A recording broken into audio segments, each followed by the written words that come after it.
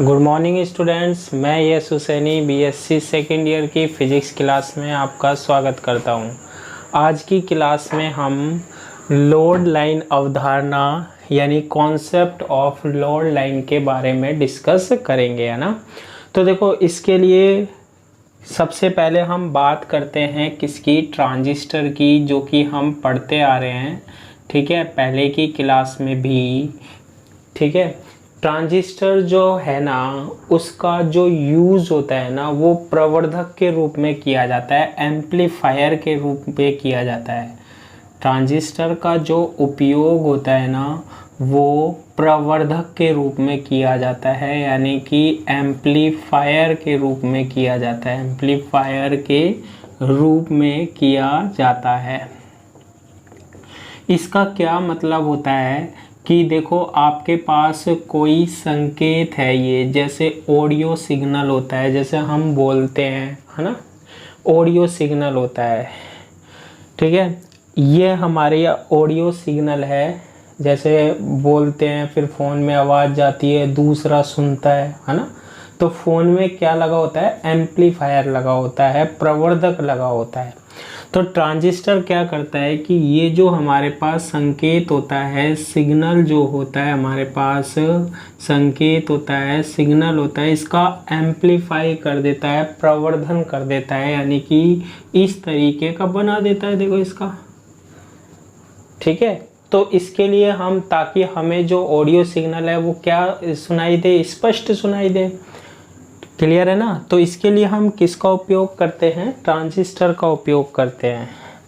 तो देखो, सबसे पहले जो एम्पलीफाई यानी प्रवर्धक के रूप में ये जो कार्य कर रहा है ना, उसमें हम एनपीएन को काम में लेते हैं। एनपीएन का ज़्यादा यूज़ करते हैं, किसका, एनपीएन। ट्रांजिस्टर में भी कौन सा, उभयनिष्ठ उत्सर्जक यानी कि कॉमन एमीटर, ठीक है। एनपीएन उभयनिष्ठ उत्सर्जक प्रवर्धक को दर्शाया गया है। ट्रांजिस्टर किसके रूप में कार्य करता है, प्रवर्धक के रूप में ना, उपयोग है ये।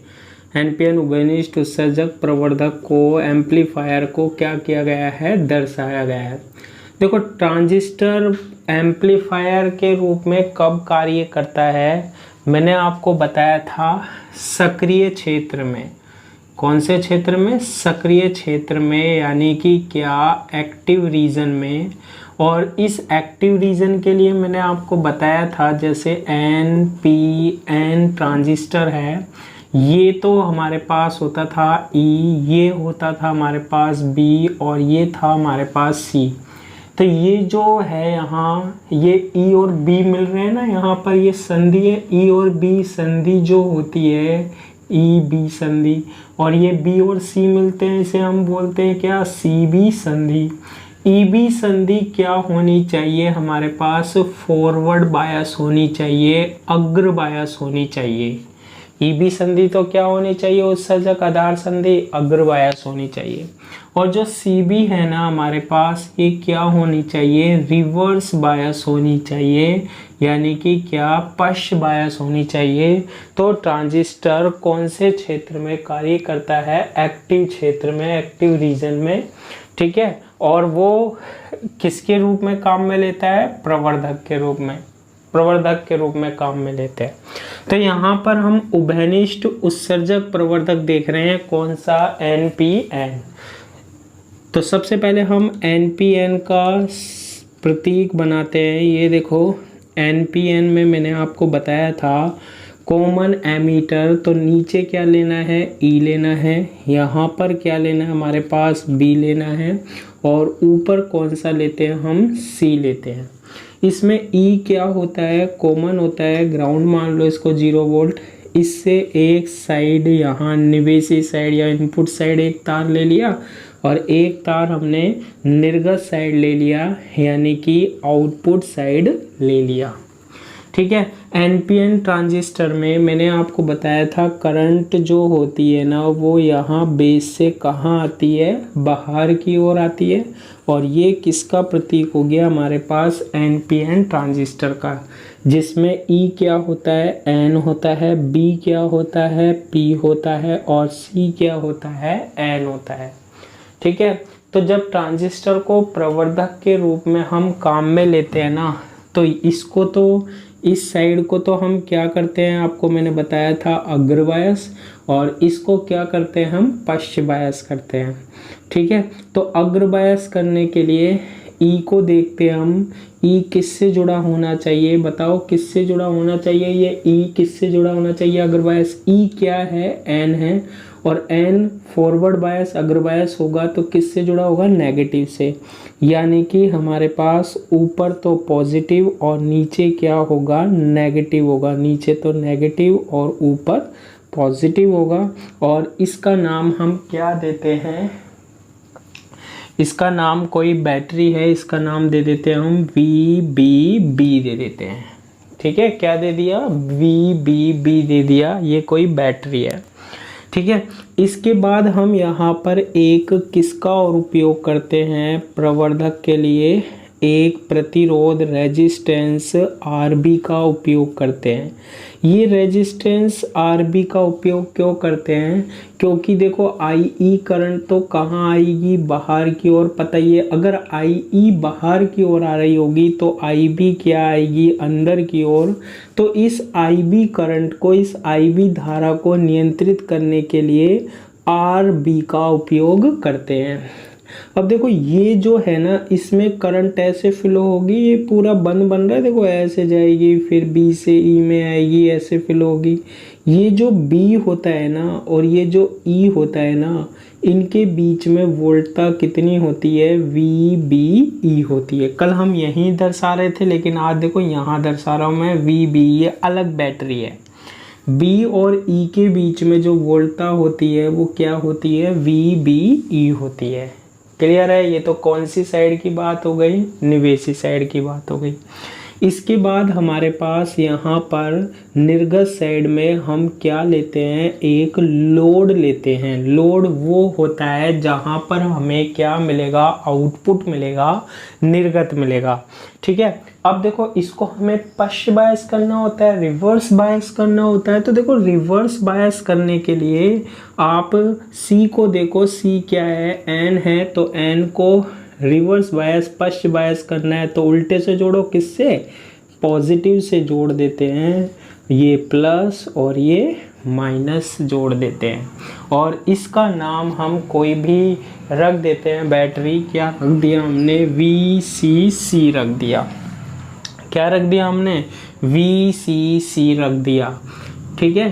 तो ये हमारे पास क्या हो गया, ट्रांजिस्टर है, किसके रूप में, प्रवर्धक के रूप में। ये जो परिपथ होता है वो किसके रूप में कार्य करता है, ये जो सर्किट होता है वो किसके रूप में कार्य करता है, एम्पलीफायर के रूप में और प्रवर्धक के रूप में कार्य करता है ना। अब देखो ये VCC है, ये RL है, IE करंट बाहर है तो IB भी अंदर जा रही होगी और IC करंट भी अंदर जा रही होगी, क्योंकि आप जानते हो कि IE is equal to IB plus क्या होती है, IC होती है। ये दोनों सेम में होती है, ये अपोजिट में होती है। क्लियर है। अब ये पूरा का पूरा क्या है, दिष्ट वोल्टता DC है ये पूरी की पूरी। ठीक है। अब देखो मोबाइल में क्या होता है, ऑडियो सिग्नल होते हैं ना। अब ये जो ट्रांजिस्टर होता है ना, वो क्या करता है, जब ये एम्पलीफायर के रूप में वर्क करता है तो ये जो कोई सिग्नल है, ये संकेत है, इसका क्या कर देता है, ये प्रवर्धन कर देता है। क्या कर देता है, प्रवर्धन कर देता है, उसका एम्पलीफाई कर देता है। तो हमें वो सिग्नल भी लेना पड़ेगा जिसका हमें क्या करना है, एम्पलीफाई करना होता है, प्रवर्धन करना होता है ना, ताकि हम उसको आसानी से सुन सकें। तो इसके लिए ये हमारे पास क्या होगा, निवेशी होता है हमारे पास। ये कैसा सिग्नल होता है, जो हम बोलते हैं ऑडियो सिग्नल प्रत्यावर्ती होता है। तो देखो मैंने एक क्या लिया, ये तो है प्रवर्धक का काम। ठीक है, ये तो है प्रवर्धक। अब जिसका प्रवर्धन कराना है वो संकेत भी तो लेना होगा, जैसे ऑडियो होती है, ये हमारे पास ये है प्रवर्धक है। ठीक है। इस प्रवर्धक पे हमने ये निवेशी संकेत लगा दिया, क्या, VI, और इसमें जोड़ रहे हैं निवेशी साइड में यहाँ हम एक कैपेसिटर लगा रहे हैं, संधारित्र लगा रहे हैं C1। ये C1 क्या करता है, ध्यान रखना, ये जो C1 जो संधारित्र है ना, ये पूरा काम किस में हो रहा है, DC में हो रहा है, दिष्ट में हो रहा है। ये कौन सा है, ये प्रत्यावर्ती है यानी AC है। AC और DC को मिलने से क्या करता है, ये रोकता है कि DC यहाँ से आएगी और ये मिल जाएगी, तो ये मिलने नहीं देता है। कौन, कैपेसिटर। ठीक है, कैपेसिटर और संधारित्र। संधारित्र क्या करता है, ध्यान से सुनना, संधारित्र की प्रतिबाधा जो होती है वो Xc = 1/ωc होती है।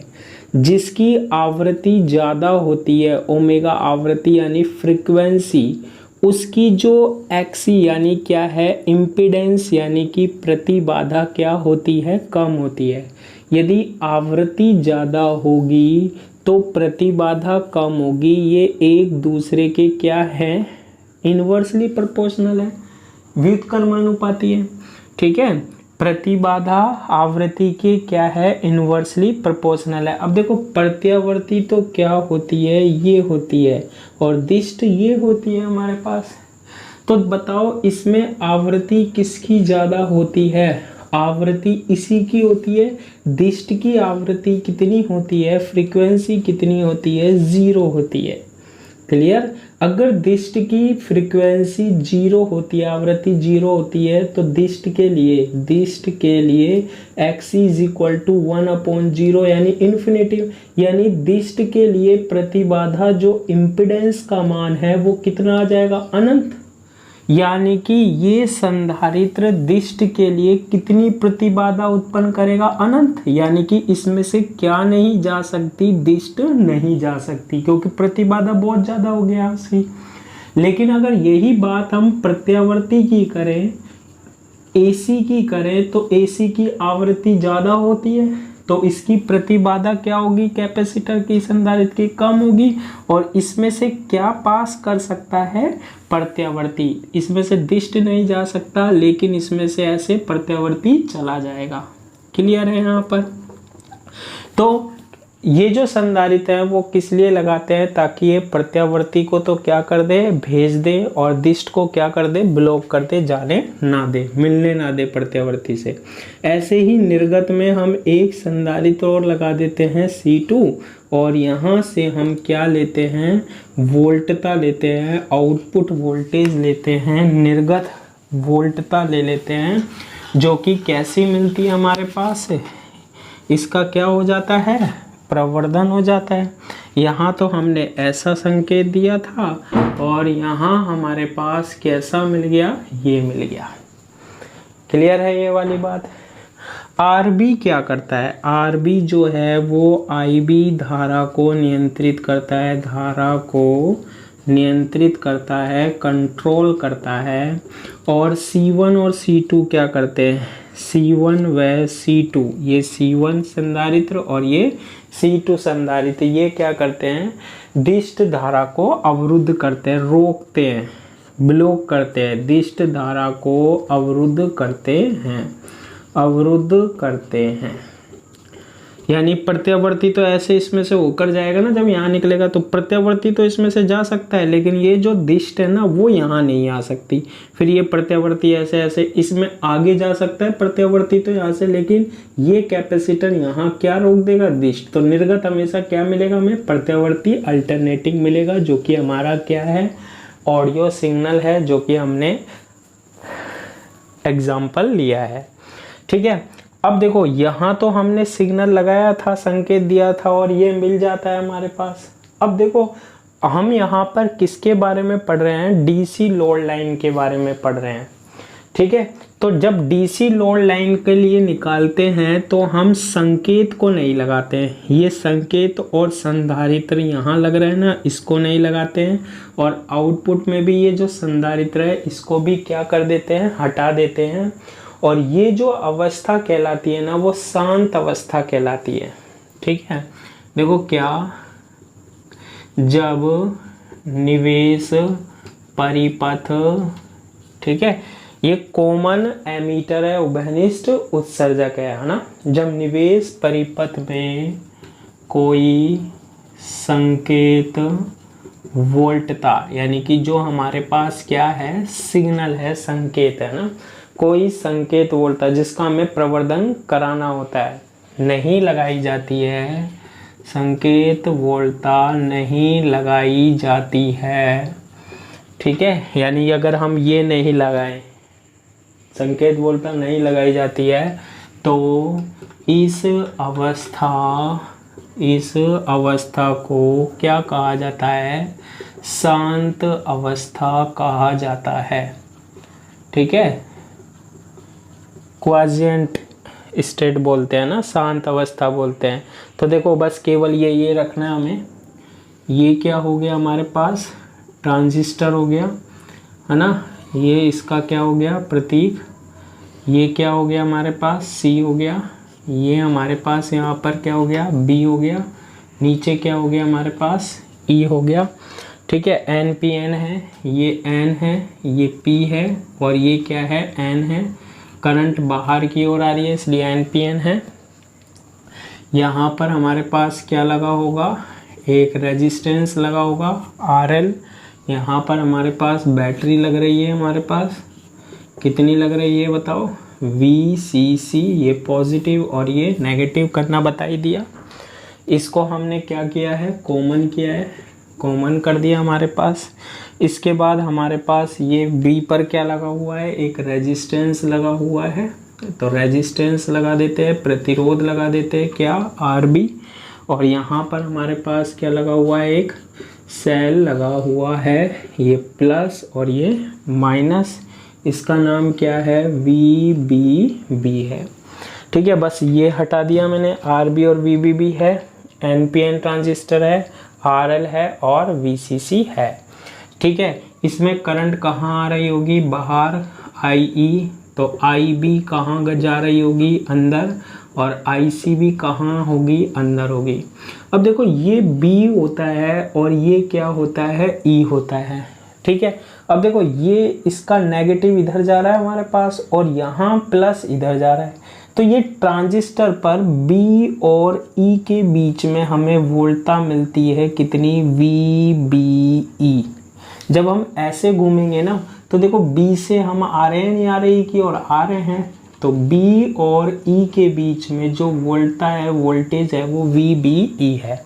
इसमें भी देखो आप ऐसे घूम रहे हो, ये कौन सा टर्मिनल है, ये C है हमारे पास, और ये क्या है, E है। तो आप ऐसे आओगे ना नीचे चल के, तो C और E के बीच में भी हमारे पास क्या होती है, एक वोल्टता होती है, जिसे हम कहते हैं VCE। अब देखो पॉजिटिव नेगेटिव कैसे देंगे, देखो यहाँ पर हमारे पास प्लस है, तो ये वाला क्या होगा, प्लस होगा। ये नेगेटिव है, तो ये वाला कैसा होगा, नेगेटिव होगा टर्मिनल।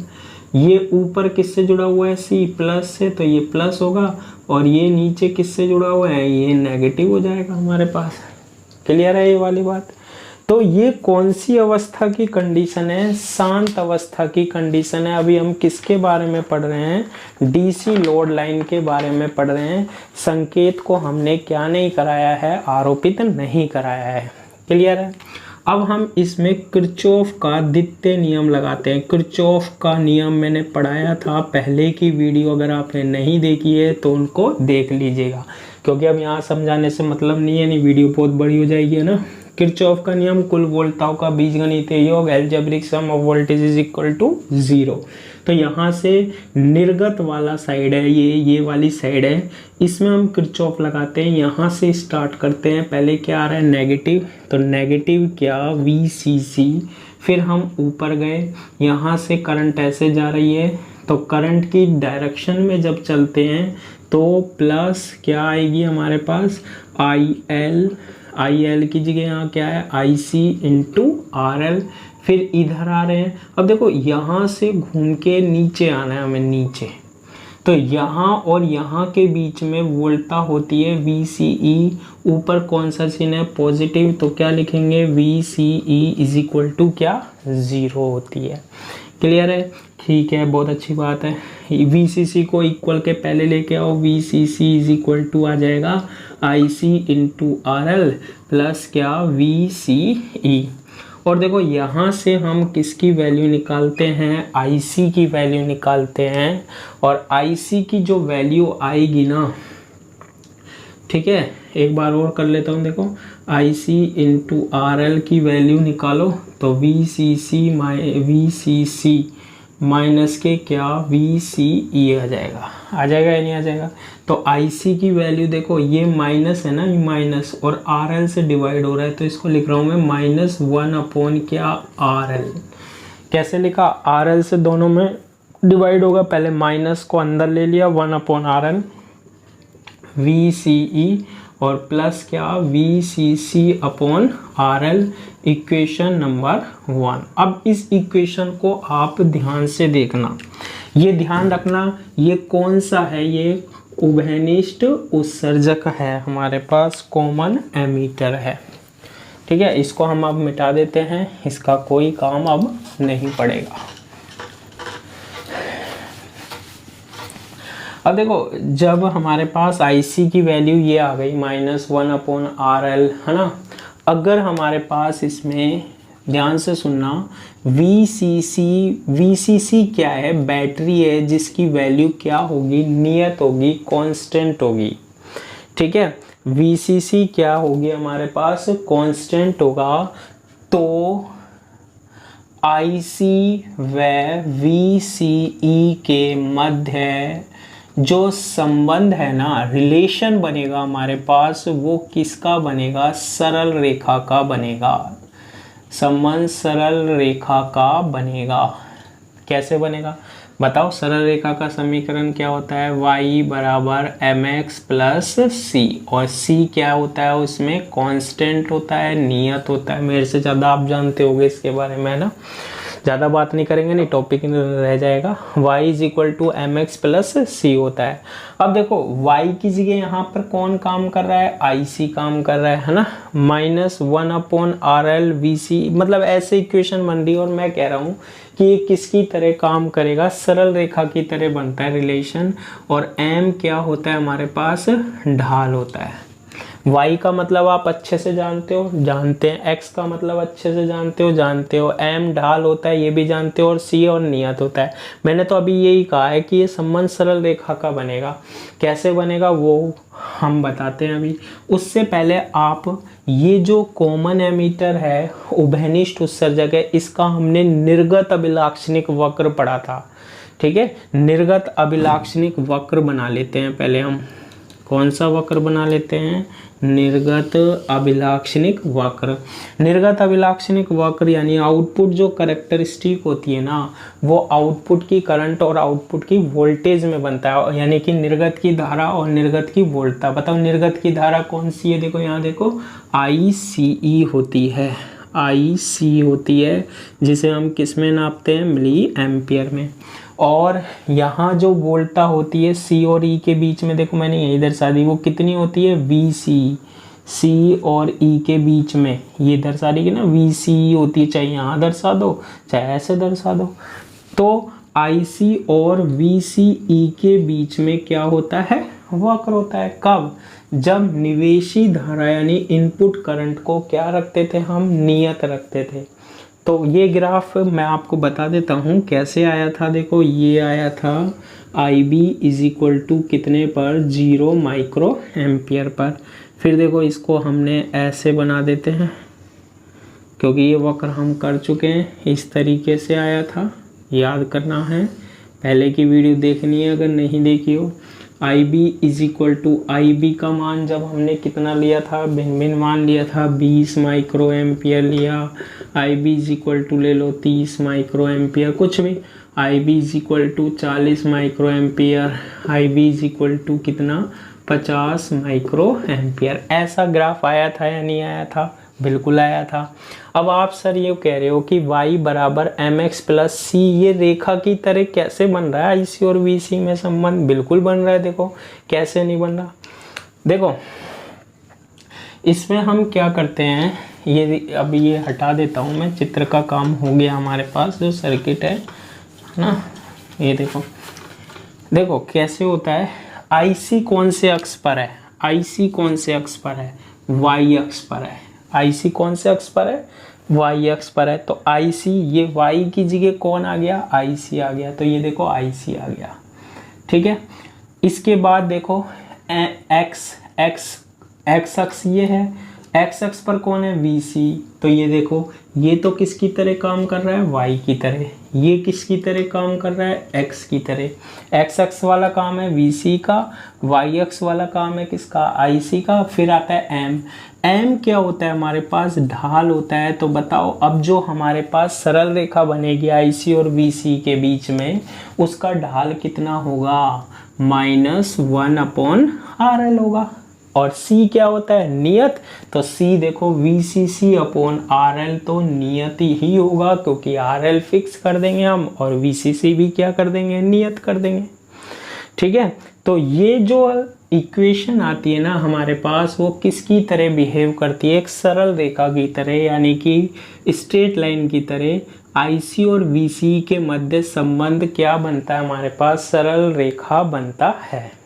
क्लियर है ये वाली बात? अब हमें तो सर को क्या बताना है?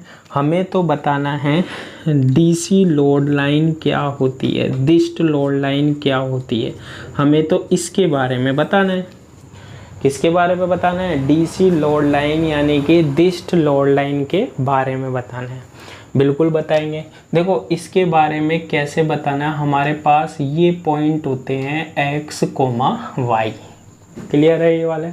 x, y होते हैं ना। तो अब आप क्या करो, सबसे पहले ध्यान रखना, सबसे पहले क्या करो, x अक्ष का पॉइंट 0 रखो। x अक्ष पर क्या है? VCE है ना। x को 0 रखो। x का 0 रखने का मतलब क्या है? VCE की वैल्यू कितनी रखी? 0 रखी। मैं नीचे ये लिख रहा हूँ, इसका मतलब है, या फिर ऐसे बना रहा हूँ, पहले x की वैल्यू 0 रखो। x की वैल्यू 0 का मतलब VCE की वैल्यू 0 रखी। VCE इज इक्वल टू कितना रखा? 0 रखा। अब जब VCE को 0 रख दोगे तो IC की वैल्यु क्या मिलेगी? IC बराबर आएगा हमारे पास कितना? VCC/RL आएगा। IC की वैल्यू इससे क्या आएगी? VCC/RL। ये तो 0, VCC/RL आ गया। तो IC कहाँ पर है? देखो y अक्ष की वैल्यू आई या नहीं आई? आ गई ना y पॉइंट की। तो y पॉइंट की वैल्यू कितनी आ गई? VCC/ क्या आ जाएगी? RL आ जाएगी।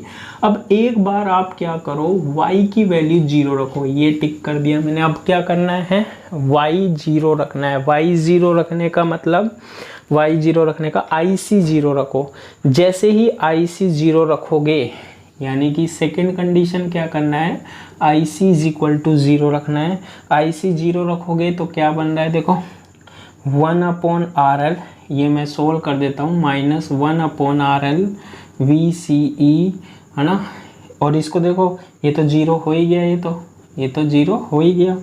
और प्लस VCC/RL, इसको बराबर से पहले लेके आए, VCE/RL is equal to VCC/RL, RL से RL। तो IC इज इक्वल टू 0 रखने पर VCE किसके बराबर आएगा? VCE इज इक्वल टू आएगा VCC के। क्लियर है? तो देखो जब हमने IC इज इक्वल टू 0 रखा, IC कौन से एक्सिस पर है? y अक्ष का पॉइंट है। इसको 0 रखा तो x अक्ष पर कितना मिलेगा? x अक्ष पर मिलेगा हमें कितना? VCC मिलेगा। ठीक है, VCC मिलेगा। अब इन पॉइंटों को हम क्या करते हैं? मिला देते हैं। देखो जब हमारे पास x एक्सिस 0 है, जब x 0 है तो y पॉइंट बताओ क्या है? x 0 यहाँ होगा, तो y पॉइंट कितना होगा हमारे पास? VCC/ क्या? RL।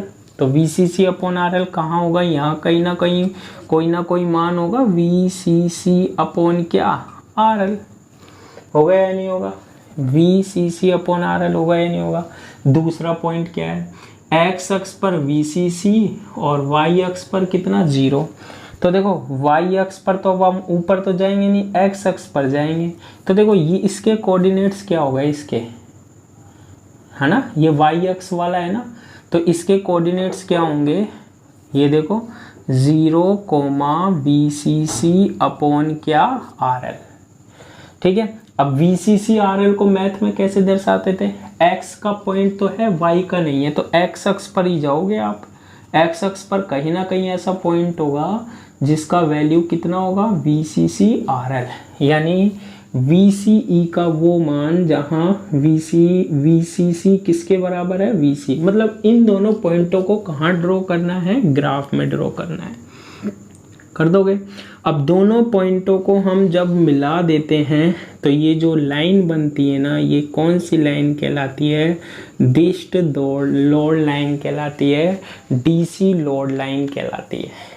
क्लियर है ये वाली बात। तो इसको हम कहते हैं क्या, डीसी लोड लाइन, यानी 0, VCC अपॉन RL और VCC, 0 को मिलाने वाली रेखा क्या कहलाती है, डीसी लोड लाइन, डिस्ट लोड लाइन कहलाती है।